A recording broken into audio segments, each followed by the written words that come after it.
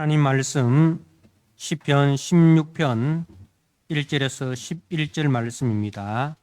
시편 16편 1절에서 11절 말씀, 주신 말씀을 봉독드립니다.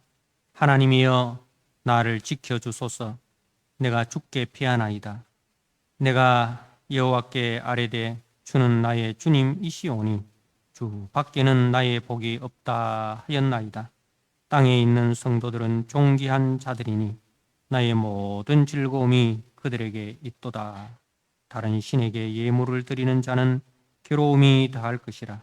나는 그들이 드리는 피의 전제를 드리지 아니하며 내 입술로 그 이름도 부르지 아니하리로다. 여호와는 나의 산업과 나의 잔의 소득이시니 나의 분깃을 지키시나이다. 내게 줄로 저어준 구역은 아름다운 곳에 있으며 나의 기업이 실로 아름답도다. 나를 훈계하신 여호와를 송축할지라. 밤마다 내 양심이 나를 교훈하도다. 내가 여호와를 항상 내 앞에 모심이여 그가 나의 오른쪽에 계심으로 내가 흔들리지 아니하리로다. 이러므로 나의 마음이 기쁘고 나의 영도 즐거워하며 내 육체도 안전히 살리니 이는 주께서 내 영혼을 수월에 버리지 아니하시며 주의 거룩한 자를 멸망시키지 않으실 것임이니이다. 주께서 생명의 길을 내게 보이시리니 주의 앞에는 충만한 기쁨이 있고 주의 오른쪽에는 영원한 즐거움이 있나이다. 아멘. 하나님 아버지, 주님은 신실하셔서 어제도 오늘도 변함없이 만물을 주님의 뜻 가운데 주관하시고 또 우리를 향한 그 하나님의 사랑도 변함없이 우리에게 부어주는 것을 믿고 감사를 드립니다. 다시 한번 오늘 말씀을 통해서 하나님이 어떤 분이신가를 알게 하시고 또 그 하나님께서 우리에게 베푸신 그 크신 사랑이 얼마나 위대하고 놀라운가를 더 깊이 깨달아 은혜 받는 시간 되게 하여 주옵소서. 예수님께 하신 이름으로 기도드리옵나이다. 아멘. 오늘 시편 16편 1절에서 11절 말씀, 주밖에 나의 복이 없다라는 제목으로 두 번째 시간을 가지도록 하겠습니다. 사람은 위기 상황이 되면은 지푸라기도 잡는다, 그런 말이 있습니다. 이런 이제 위기 상황이 되면 앞뒤 가리지 않고 도움이 될 만한 것은 무엇이라도 붙잡는다, 그런 뜻이죠. 그래서 우리가 정말 그 위기 상황이 되면 사람들이 그렇게 높은 사채 또 막 이렇게 쓰지 않습니까? 그것이 나중에 얼마나 큰 위험 부담이 된다는 것을 알면서도 어쩔 수 없이 그것을 이제 의지하게 되는 거죠. 그런 그 사람의 위기 상황을 노리고 그렇게 이제 이용하는 자들이 있습니다. 이처럼 사람이 위기 상황이 되면 앞뒤 가리지 않고 그야말로 도움이 지금 당장 도움이 된다라고 하면 그것을 의지하게 되고 붙들게 되는 그 인간의 참 연약함을 말씀을 하는 것입니다. 다윗도 인생의 그 위기 상황에서 이런 유혹을 받았습니다. 다윗의 위기가 어떤 위기인지 여러분 잘 아시지 않습니까? 생명이 위협받는 자기 생명뿐만 아니라 자기의 가족과 자기를 따르는 그 많은 그 부하들의 생명까지도 다 이렇게 위기에 처한 그런 상황입니다. 그런 상황에서 유혹자들이 이제 다가옵니다. 오늘 4절 말씀에 보면 다른 신에게 예물을 드리는 자라고 되어 있습니다. 이 다른 신에게 예물 드린다라는 것은 쫓는다라는 거죠. 다른 신을 쫓는 자. 이제 하나님도 섬기지만 상황에 따라서는 우상도 섬기는, 그러니까 하나님이든 우상이든 나에게 도움만 된다면 가리지 않고 섬기는 자들이라는 거죠. 그러니까 하나님이 목적이 아니라 하나님을 자기 목적을 이루는 수단으로 생각하는 자들이라는 거죠. 그렇기 때문에 하나님이 가장 좋은 수단이라 생각하면 하나님 택하고, 그리고 그 우상이 더 좋은 수단이라고 생각하면 가차없이 하나님 내려놓고 그 우상을 택하는, 그런 이제 하나님이든 우상이든 모든 것이 자기의 목적을 이루는 수단으로 삼고 인생을 살아가는 그런 자들이 이제 다윗에게 찾아와서 이야기합니다. 하나님도 좋지만은 세상 방법대로 물 흐르는 대로 살아가자. 그렇게 유혹을 합니다. 그러나 다윗은 단호하게 고백합니다. 오늘 1절에 하나님이여 나를 지켜주소서, 내가 죽게 피하나이다. 내가 여호와께 아뢰되 주는 나의 주님이시오니 주 밖에는 나의 복이 없다. 이렇게 자기의 신앙 고백을 이제 이 유혹자들 앞에서 당당하게 말하고 있습니다.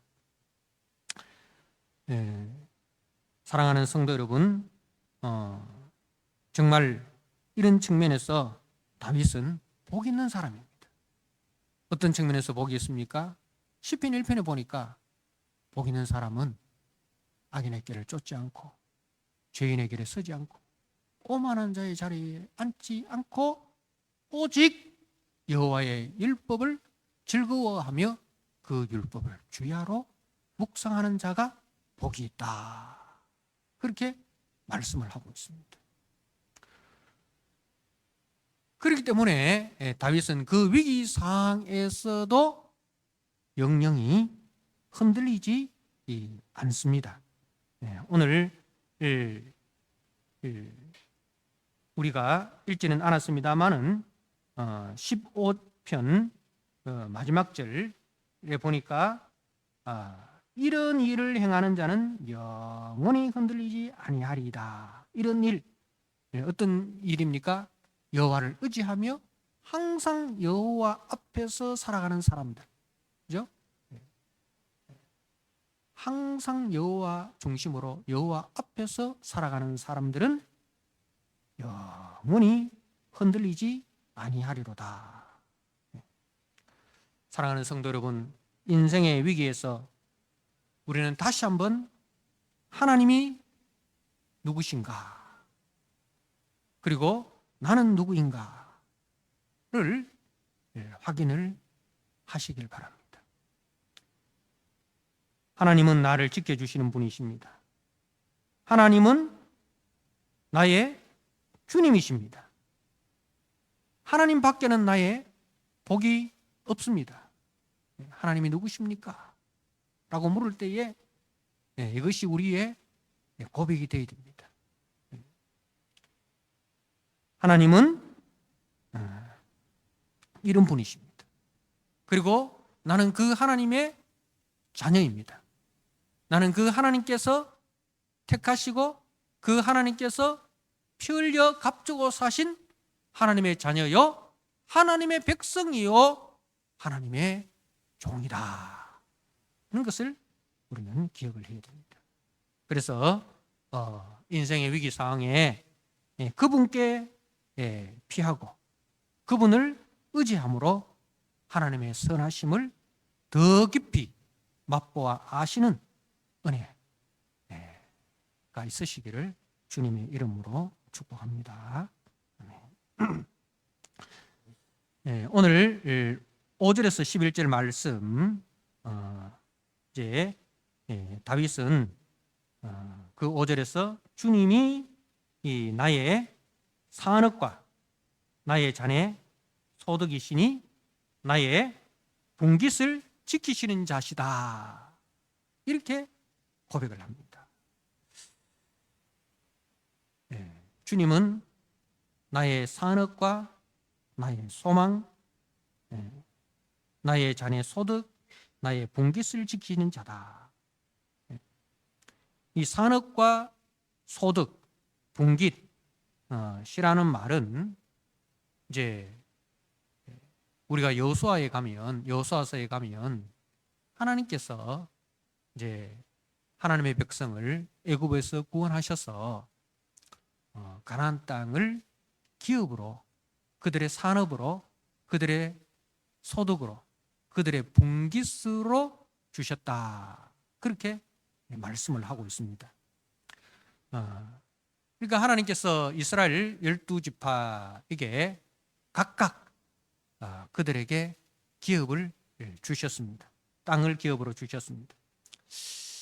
그런데 레위 지파에게는 땅을 기업으로 주시지 아니하시고 뭐라고 이야기하시느냐 하면은 여호와가 너의 기업이다. 여호와가 너의 분깃이다. 그렇게 말씀하셨어요. 민수기 18장 20절에 보면 그렇게 말씀하신 것이죠. 그래서 오늘 다윗도 여호와는 나의 산업이다. 여호와는 나의 자녀 소득이다. 레위인이 고백하는 그 고백을 하고 있는 거예요.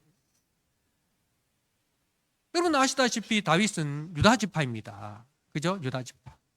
베들레헴 출신이죠. 유다 지파는 이제 가장 먼저 기업을 분배받았고, 그리고 가장 넓은 지역을 분배를 받았습니다. 그뿐 아니죠. 지금 다윗은 이제 그 이스라엘의 제국을 건설한 통일 이스라엘의 왕입니다. 다윗 때에 가장 큰 영토를 가졌고 가장 강력한 국력을 가졌습니다. 그래서 지금 또 이스라엘 국기에 보면 별이 있지 않습니까? 이스라엘 국기의 별. 그것이 누구의 별인지 아십니까? 다윗의 별입니다. 다윗의 별. 자, 그런데 그러한 거대한 제국의 왕, 그 나라의 모든 것을 가지고 그 모든 것을 통치하는 그 주권자이지만 다윗은 그 이스라엘 땅을 자기의 기업이다 라고 말하지 않고 하나님을 자기의 기업이라 그렇게 말하고 있습니다. 무슨 뜻인가 하면 이제 이 땅의 것은 영구한 것이 아니고 이 땅의 것은 하늘의 기업, 영구한 하늘의 기업을 보여주는 그림자라는 거죠. 그래서 레위인들은 이 땅, 그 레위인들이 이제 12지파 가운데 흩어져 다 살고 있습니다. 레위인들은 12지파 가운데 특별히 그 도피성이 있지 않습니까? 그죠? 6개의 도피성을 중심으로 그리고 48개의 성에 흩어져서 이렇게 살면서 그 이스라엘에게 무엇을 보여주어야 하느냐 하면 우리의 기업은 영원한 하나님이 우리의 기업이시고 그 하나님이 계시는 하나님의 나라가 우리의 영구한 기업이고 이 땅은 그 나라를 섬기는 수단이고 도구고 그 나라의 그림자다는 것을 보여주는 사람들이 레위인들입니다. 그 사사기의 그 혼란이 왜 왔습니까? 레위인들이 레위인의 자리를 지키지 못합니다. 왜? 이스라엘 백성들이 레위인들을 귀하게 여기지 않고 레위인들이 살아갈 수 있는 그 삶의 문제를 해결해 주지 않습니다. 자기들의 소득을 레위인들에게 드려야 되는데 드리는 사람이 없는 거예요. 그러니까 이 레위인들이 어떻게 합니까? 생존의 문제가 해결되지 않으니까 생존의 문제를 해결하기 위해서 이제 자기들의 그 자리를 떠나게 됩니다. 그러니까 그래서 그 사사기 시대는 어떤 시대였습니까? 자기 소견에 옳은 대로 행하는 시대. 근데 이스라엘은 누구의 소견대로 행해야 됩니까? 여호와의 소견에, 그죠? 여호와께 소견을 묻고 여호와의 의견을 묻고 여호와의 뜻을 묻고 그 여호와의 소견대로 행해야 됩니다. 누구를 통해서? 레위인들을 통해서. 근데 이제 레위인들이 레위인의 자리를 지키지 못함으로 말미암아 이제 각각 자기 소견에 옳은 대로 행하는. 그래서 다 혼란, 무질서, 갈등, 전쟁 가운데 살게 된 거죠. 여러분, 우리 가정이나 우리 교회도 마찬가지입니다. 가정에 부모가 부모의 권위를 잃어버렸어요. 아버지의 권위, 어머니의 권위, 그 권위를 잃어버렸어요. 그러면 자녀들이 이 아버지를 아버지로 인정하지 않고 어머니를 어머니로 인정하지 않으면 그 가정이 어떻게 됩니까? 자녀들이 지 마음대로 행합니다. 그야말로 그 가정은 정말 참 콩가루 집안이 되어버리지 않습니까? 각각 자기 속에는 옳은 대로 행하는 거죠. 아버지는 아버지의 자리를 떠나고 어머니는 어머니의 자리를 떠나고 자녀는 자녀의 자리를 떠나서 각각 자기 속에는 옳은 대로 행해버리면 그 가정은 건강한 가정이 될 수가 없습니다. 교회도 마찬가지지 않습니까? 교회도 이제 하나님을 중심으로 해서 목사는 목사의 위치에서, 장로님은 장로님의 위치에서, 권사님은 권사님의 위치에서, 집사님은 집사님의 위치에서, 교사는 교사의 위치에서, 성도는 성도의 위치에서 이제 자기에게 주어진 위치를 잘 지키고, 그리고 하나님의 소견에 옳은 대로 우리가 순종해 나갈 때에 그 교회는 건강한 교회가 됩니다.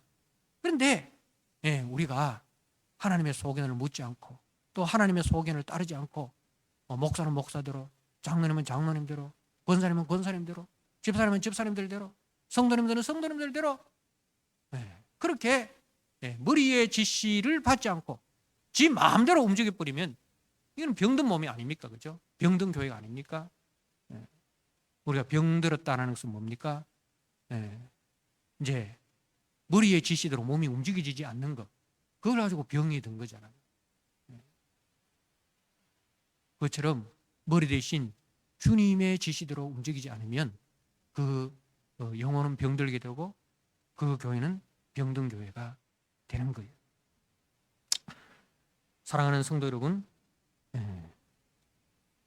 레위 지파들이 그 역할들을 했어요. 그런데 레위 지파가 그 자리를 떠남으로써 이제 이스라엘에 혼란이 온 것입니다. 근데 다윗은 뭐라고 이야기합니까? 자기가 레위인의 위치에서, 자신이 레위인의 위치에서 그 이스라엘에게 이야기를 하는 거예요. 하나님이 우리의 분깃이다. 하나님이 우리의 기업이다. 다시 말해서 하나님이 우리의 보험을 이루다라는 거죠. 우리에게 제일 소중한 것은, 다른 것은 다 잃어버려도 절대로 잃어버려서는 안 되는 것.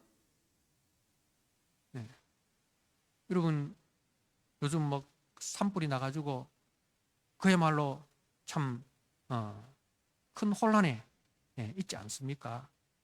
여러분, 만약에 집에 불이 났을 때 여러분 뭘 가지고 나와야 됩니까? 한번 상상해 보십시오. 여러분의 집에 불이 났다. 아니, 목사님 뭐 그렇게 끔찍한 이야기를 하십니까? 그런데요, 끔찍한 일이요, 일어납니다. 일어납니다. 저희 고향인 청송에도 불이 나가지고 아는 분들한테 이야기를 하니까 뭐 많은 피해를 보셨더라고요. 집도 불타고 뭐 창고도 불타고 막 이랬는데, 아침까지도 불길이 자기 집 쪽으로 올리라고는 생각을 못했다는 거죠. 그래서 일상생활을 했다는 거예요. 저 산 너머에 불이 이제 붙었는데 바람 방향을 봐서는 자기 집 쪽으로 올 것 같지 않아서 그래서 일상생활을 했다는 거죠. 그런데 어느 순간에 바람이 방향이 바뀌어가지고 강풍이 불어가지고 순식간에 불이 다가오는데 정신없이 도망을 나왔다. 그렇게 이야기를 합니다. 그러니까 그 친구에게도 그런 일이 있으리라고 생각이나 했겠습니까? 그런데 우리가 인생을 살다 보면 이렇게 생각지도 않은 일들이 남의 일처럼 여겨지는 것이 내일이 되어서 온다는 거죠. 자, 그랬을 때 우리는 그 상황이 되었을 때 우리에게 있어서 제일 소중한 것이 무엇인가? 그때 그 상황에서 내가 가지고 나와야 될 것이 무엇인가? 미리 우리가 생각을 해둬야 돼요. 뭘 가지고 나오겠습니까? 꼭 가지고 나와야 되는 거예요.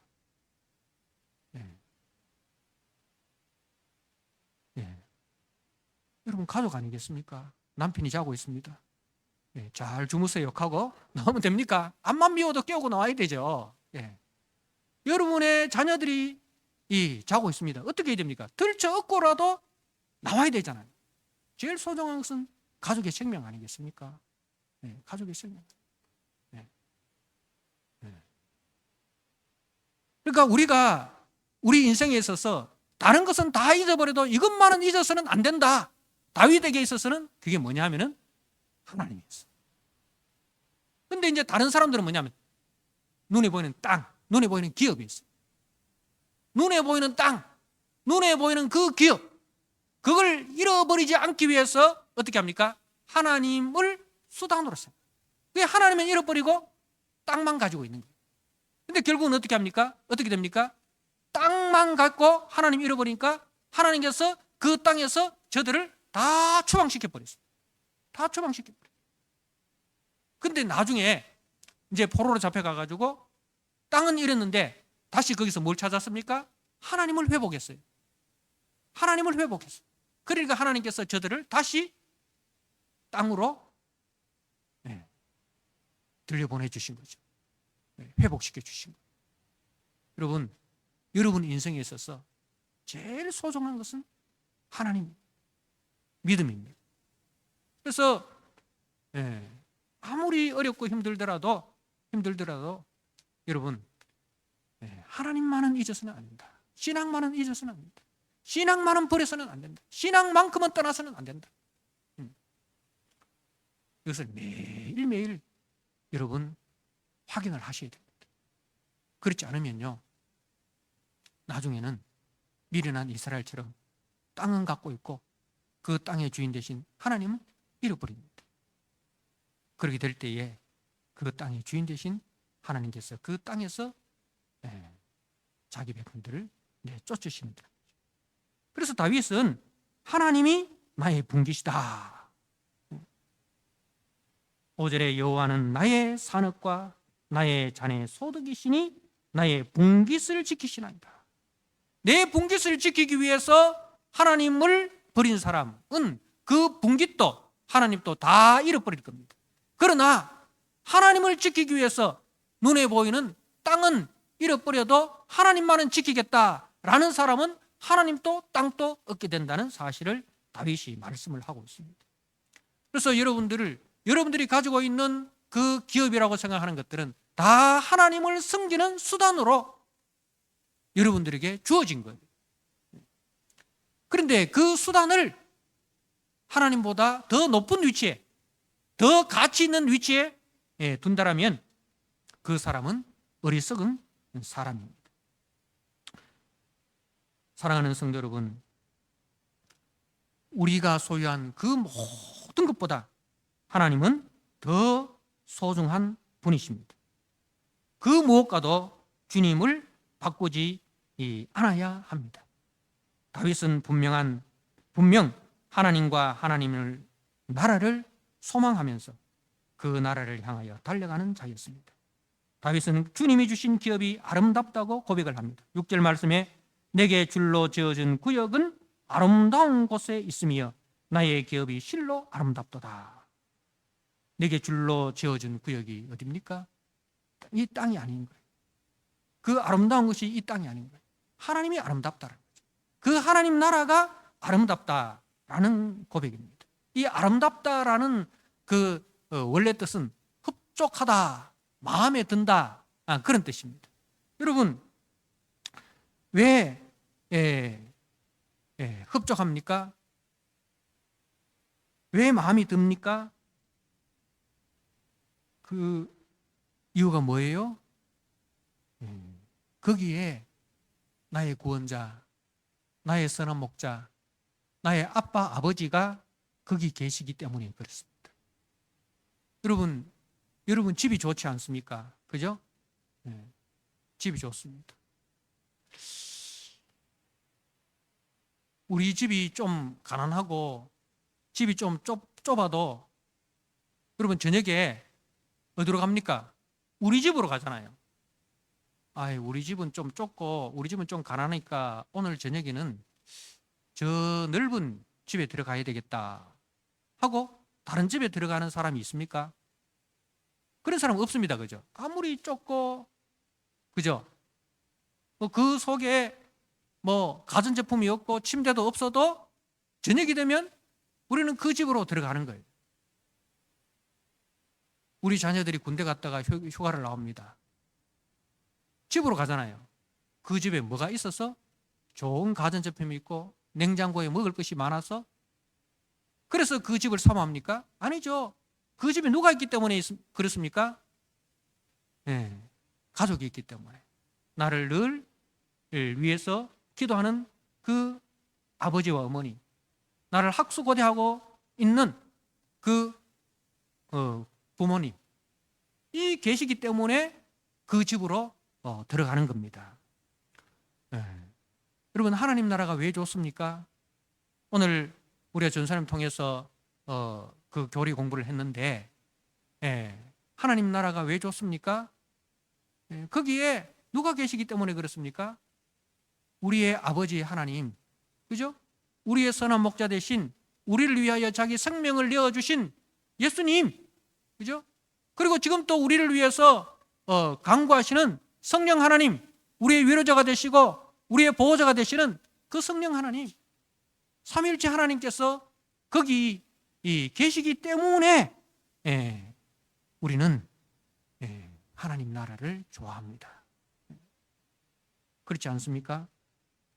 사랑하는 성도 여러분, 나의 영원하신 기업은 하나님 나라입니다. 그 나라가 좋은 이유는 거기에 우리 하나님이 계시기 때문에 좋습니다. 우리가 하나님 나라에 들어갔는데 황금집이 아니어도 좋습니다. 그 도로가 황금으로 되어 있지 않아도 좋습니다. 비포장 도로라도 좋고 초가집이라도 좋고. 왜? 그곳에 하나님이 계시기 때문에 그렇습니다. 자, 이런 다윗에게 이제 하나님께서 훈계를 하시는데 7절에 나를 훈계하신 여호와를 송축할지라, 이렇게 하나님을 사모하니까 하나님께서 다윗을 훈계하시는데, 이 훈계라는 말은 뭐냐면은 성령의 내적 조명이라는 뜻입니다. 성령의 내적 조명, 성령께서 깨닫게 해주신다 이 말입니다. 하나님께서 성령을 통해서 다윗에게 깨닫게 해주신다, 그런 뜻입니다. 자, 하나님께서 성령을 통하여 다윗에게 깨달음을 주셨는데 그 깨달음으로 인하여 여호와를 송축할지라. 송축한다는 것은 이제 찬송한다는 뜻인데, 그 찬송한다는 뜻은 무릎을 꿇는다는 거죠. 무릎을 꿇는다. 왜 그러냐? 하나님께서 내게 가르쳐 주신 그 가르침이 너무나 아름답고 놀라운 것이어서 나는 거기에 무릎을 꿇을 수밖에 없다는 거죠. 너무 놀라서, 너무 놀라운 것이라서 무릎을 꿇는다는 거죠. 그게 뭡니까? 바로 그 기업의 풍성함입니다. 하나님 나라의 풍성함. 그래서 이제 나를 훈계하시는 여호와를 송축할지라, 밤마다 내 양심이, 내 심장 이 나를 교훈하도다. 이 말은 뭐냐면은 그 하나님의 계시가 너무너무 크고 놀라운 것이라서 밤에도 그것을 생각하니까 심장이 쿵쾅 뛴다는 거죠. 여러분, 심장이 쿵쾅 쿵쾅 쿵쾅 뛸 만큼 기쁜 일 여러분 겪어보셨지 않습니까? 그죠? 그것만 생각하면 막 심장이 막 뛰는 거예요. 너무 좋은 것이었어. 너무 놀라운 것이었어. 근데 그게 무엇인고? 자, 8절 말씀해 보십시오.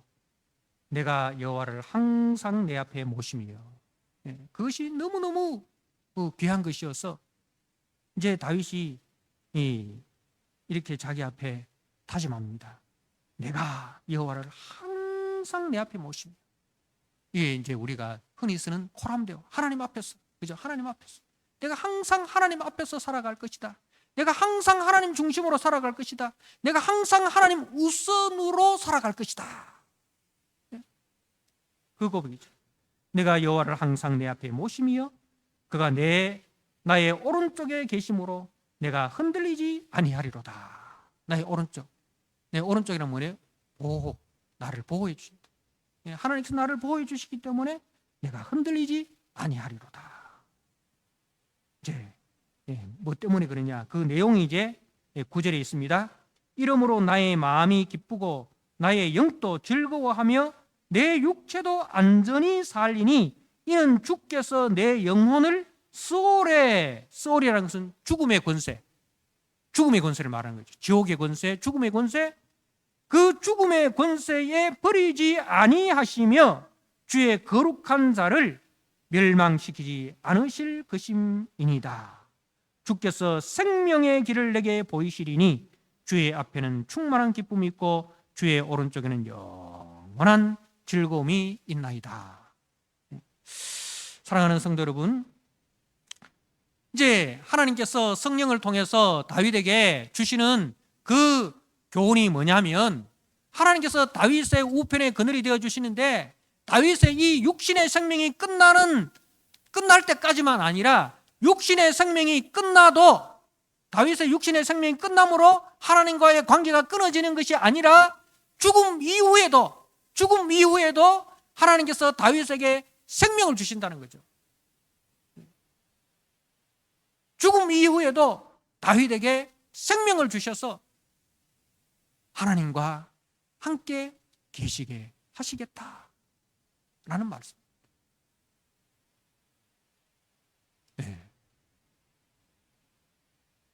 다윗의 육신이 죽은 이후에도 여전히 하나님이 다윗의 보호자가 되어주실 것을 약속하고 계십니다.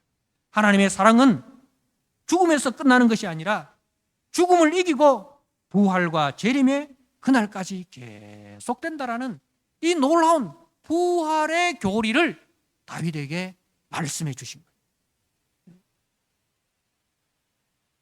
사랑하는 성도 여러분, 빌립보서 1장 6절 말씀해 보면 너희 안에 착한 일을 시작하신 이가, 이 착한 일은 뭐예요?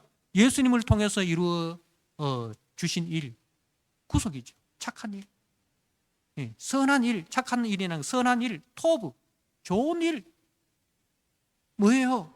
하나님께서 죄인된 우리를 위하여 하나님의 독생자를 통하여 우리를 구원하신 이 선한 일을 시작하신 이가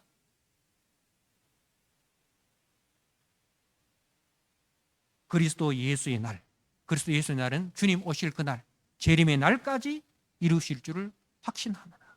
그러니까 하나님께서 우리를 구원하기 위해서 자기 아들을 대속제물로 내어주셔서 우리를 구원하셨어요. 그런데 구원했는데 우리가 말 안 들어. 왜 하나님께서 어떻게 하시겠다? 그렇다고 해서 내버리지 않겠다라는 거죠.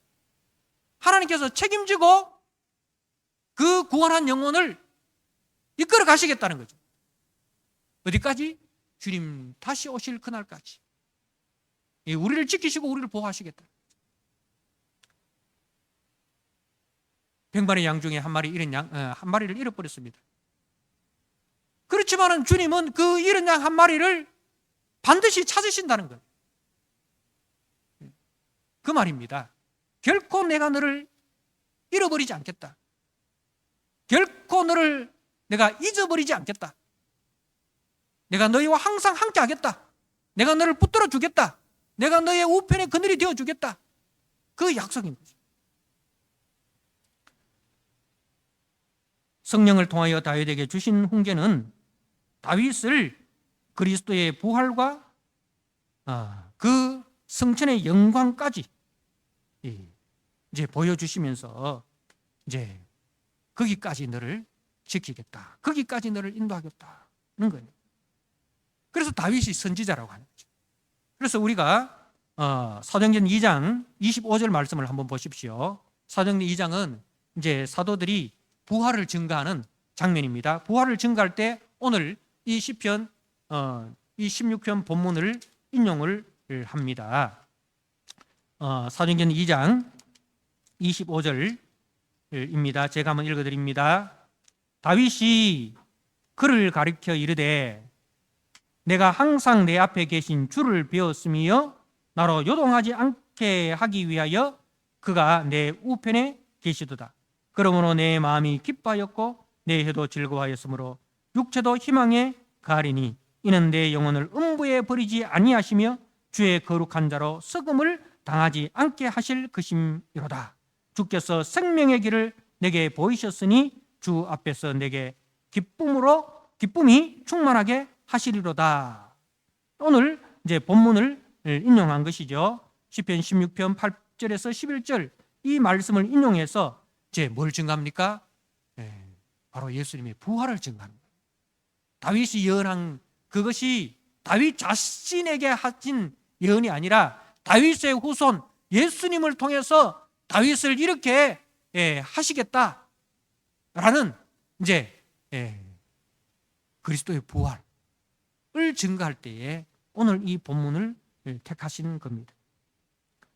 그래서 31절에 미리 본고로 그리스도의 부활을 말하되 30절 그는 선지자라. 다윗은 선지자라는 거죠.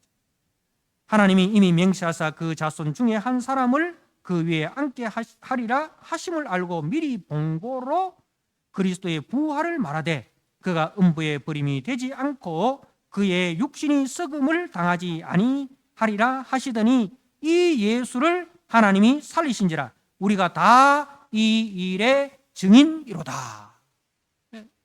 다윗이 하나님께서 다윗에게 훈계하신 다윗에게 성령을 통해서 조명해 주시는 그 내용이 바로 그리스도 안에서 너를 지키시겠다.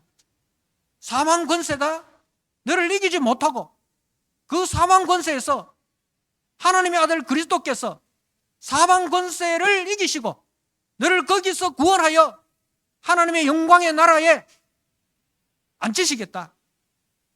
주님 다시 오실 그날까지. 그래서 시편에 그리스도의 대속 죽으심, 그리스도의 부활, 그리스도의 그 승천까지 다 예언이 되어 있습니다. 다 예언이 되어 있습니다.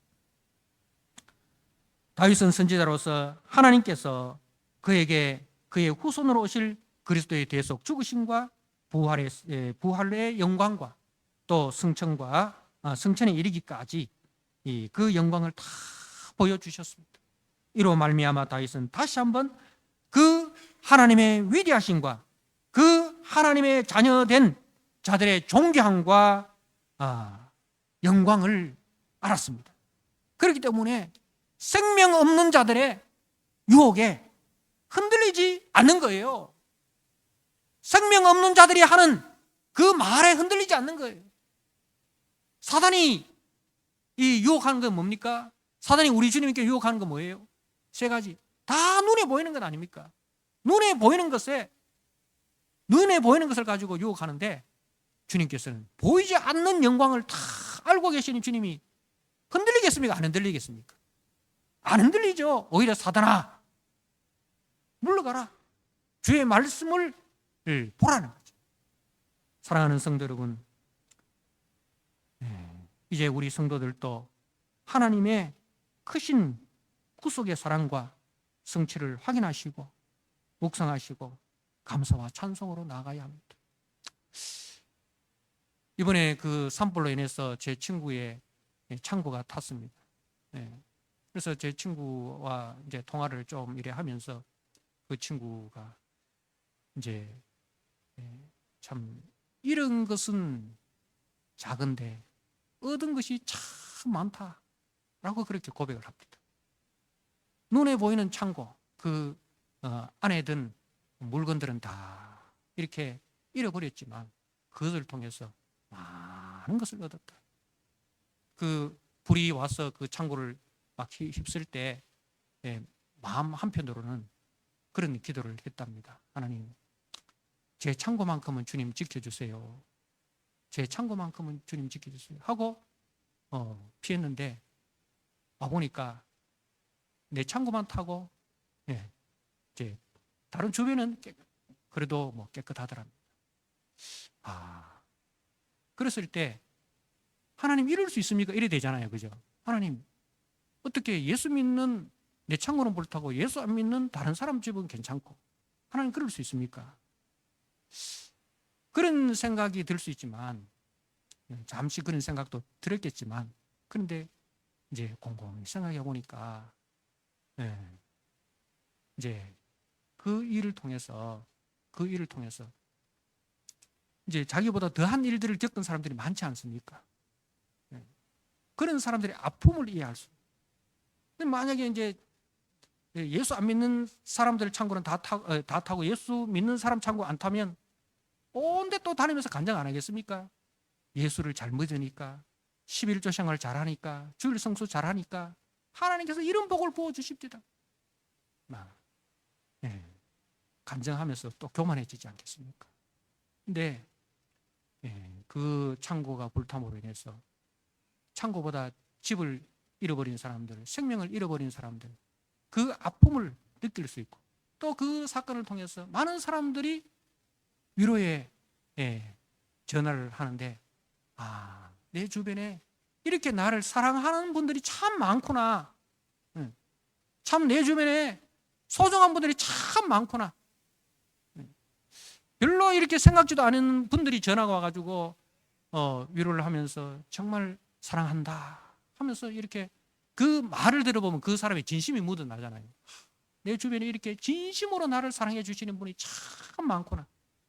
는 그 사람을 얻었다는 거죠. 사람을 얻고 또 하나님께서 힘든 사람들의 그 형편을 긍휼히 여기고 불쌍히 여기고 그들의 아픔에 함께 위로해 줄 수 있는 그런 마음, 그런 신앙을 얻었다. 그런 이제 고백을 들었습니다. 사랑하는 성도 여러분, 눈에 보이는 것은 잠시 잠깐입니다. 우리가 붙드는 것은 영원한 것을 붙들이게 됩니다. 눈에 보이는 기업은 잃어버려도 영원한 기업 하나님만큼은 잃어버리지 아니하시고 그 하나님께 소망을 두고 이 땅을 살아가시는 진정한 믿음의 승리자 되시는 저와 여러분 되시기를 주님의 이름으로 축복합니다. 아멘. 우리 하나님 아버지, 주님이 나의 기업이 되어주셔서 참 감사합니다. 아버지, 다윗에게 교훈해 주셨던 그 말씀 오늘 저희들에게도 동일하게 성령을 통하여 우리에게 가르쳐 주시니 참 감사합니다. 다윗이 붙들었던 그 하나님 나라, 다윗이 붙들었던 그 분깃, 그 산업, 그 소득, 영원한 하나님과 하나님 나라 바라보고 이 땅을 살아가되 이 땅의 것을 수단으로 하나님을 섬기는 하나님 나라를 섬기는 수단으로 잘 사용하여서 주님과 함께 영광 가운데 우리가 다 서는 우리 성도들 되게 하여 주옵소서. 예수님께 하신 이름으로 감사하며 기도드리옵나이다. 아멘.